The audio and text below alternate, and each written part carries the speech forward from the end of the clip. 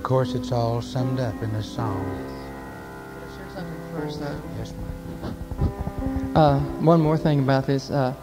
When you first announced that you wanted to take me, when I first found out that you wanted to take me like that, it really was hard. It was hard on me, you know. It was real hard on me, especially because I knew that I was, like you said, number 9 on the list, and you were having a hard time getting the money in anyhow, and it was just really a struggle for me. And then after my mom found out about it, she had determined that she was going to just give up her trip, so that I could, you know, use that money to send me instead.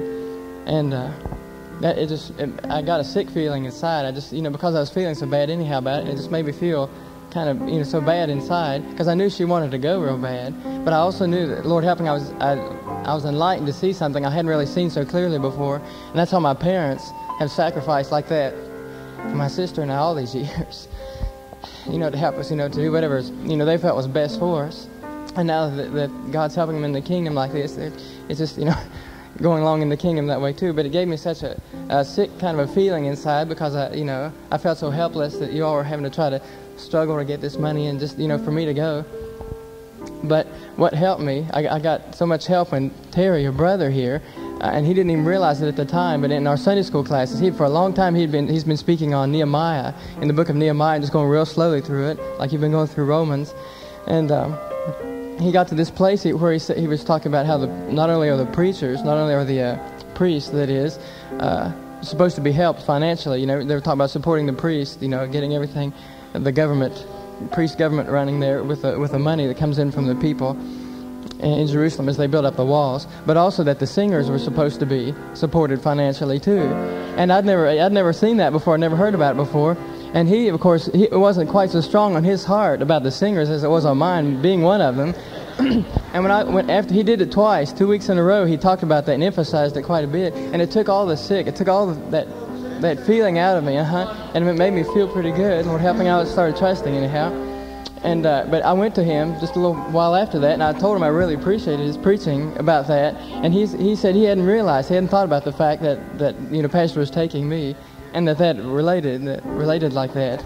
But it brought such a help and a healing to me, how God led him to do that. Beautiful. Beautiful. If they had seen Joe Burns sing, they'd have seen Joe Burns sing in Rome. They'd have heard him sing, I walked the day where Jesus walked. Oh, I don't know what in the world would have done to everybody that helped us to take Joe. I had to give Joe the money and trust about the other. I had to give Joe the money, because I'm telling you, it was so great. Brother Him told me once, he told me twice, he told me 3 times to have Joe get ready to sing, I walked today where Jesus walked. And I didn't do it. And finally I called Sally and had her tell him, but it wasn't on his repertoire. And so Friday before we left, the next Thursday, I called him and I said, Joe, is I Walk Today in your repertoire? He said, no, I've never sung it. I said, could you get it somewhere? He said, I'll try.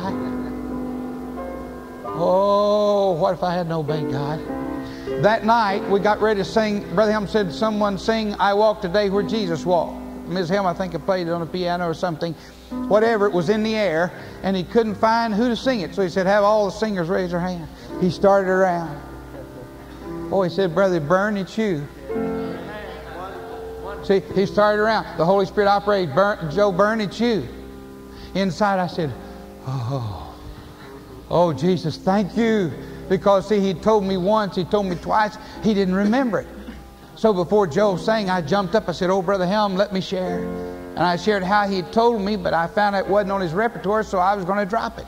But then I called, and I said, Joe, just have it ready. Can you learn it? Can you get it ready? He said, well, yes, I can get it ready. I wish you had seen.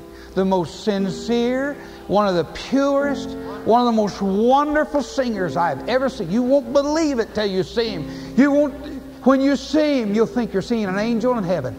There's such honesty, there's such purity. Oh, if you see him express himself, you'll say life is worth living. If you don't forget it after a while, you say it's great, it's great, it's great. You'll know it's one of the purest, most wonderful hearts you've ever seen or heard of in your life. When you see this man sing, oh, you'll say, oh God, I'm so glad Brother Hogue hung on in the 16th year, because that's when Joe got to us through Jack Saladay. Praise the Lord. Did I over-describe it or I under-described it? It's nothing like I'm able to get out. How wonderful it was when Joe sang, I Walk Today, where Jesus walked. But it's all summed up in this song, number 11.